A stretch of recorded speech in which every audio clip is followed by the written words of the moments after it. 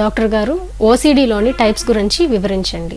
ఓసిడిలో types మనకి ప్రధానంగా అందులో బాగా గుర్తొచ్చేది, కామన్గా అందరికీ అవేర్నెస్ ఉండింది, ఎక్కువగా చేతులు కడుక్కోవడం అని. ఇవి మాత్రమే కాకుండా ఇంకా చాలా టైప్స్ ఉన్నాయన్నమాట. ఇందాక డిస్కస్ చేసినట్టు హెల్త్ ఓసిడి, అది కాకుండా ఇంకోటి ఎక్కువ సార్లు చెక్ చేసుకోవడము. వెళ్తూనే ఉంటారు, చెక్ చేసుకుంటూనే ఉంటారు, లైట్స్ ఆపామా లేదా, ఫ్యాన్లు ఆపామా లేదా, గ్యాస్ ఆపామా లేదా అని. ఎన్నిసార్లు చెక్ చేసుకున్నా వాళ్ళ మీద కాన్ఫిడెన్స్ ఉండదు అనమాట. సో వాళ్ళ టైం అంతా కూడా ఇలా చెక్ చేసుకోవడంలోనే వేస్ట్ అయిపోతూ ఉంటుంది.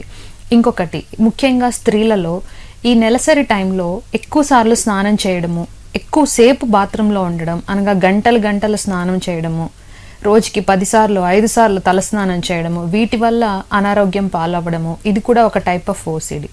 ఇది కాకుండా ప్రజల్లో ఎక్కువగా అవగాహన లేని టైప్ ఏంటంటే, ప్రెగ్నెన్సీ తర్వాత కొంతమంది స్త్రీలలో తన పుట్టిన బిడ్డని ఏమైనా చేస్తామేమో, తనంతట తానే తన బిడ్డనికి ఏమైనా హామ్ చేస్తానేమోనని, లేదంటే తన బిడ్డకి ఏమైనా అయిపోయి చనిపోతుందో ఏమోనని, ఇలాంటి ఆలోచనలతోటి ఆ తల్లి విపరీతమైనటువంటి మానసిక ఒత్తిడికి లోనవుతుంది. ఇది కూడా ఒక టైప్ ఆఫ్ ఓసిడి. ఇవి కాకుండా ఎక్కువ సార్లు కౌంట్ చేసుకోవడం, ఎన్నిసార్లు కౌంట్ చేసుకున్నా కానీ వాళ్ళ మీద వాళ్ళకి కాన్ఫిడెన్స్ ఉండదు. So number of times count చేసుకుంటూనే ఉంటారు. ఇంకొకటి ఎక్కువ సార్లు సర్దుకుంటూనే ఉంటారు. కొంచెం అటు ఇటు అయినా కూడా వాళ్ళకి విపరీతమైనటువంటి యాంగ్జైటీ వస్తుంది, ఆందోళన జరుగుతుంది, ప్యానిక్ అయిపోతారు.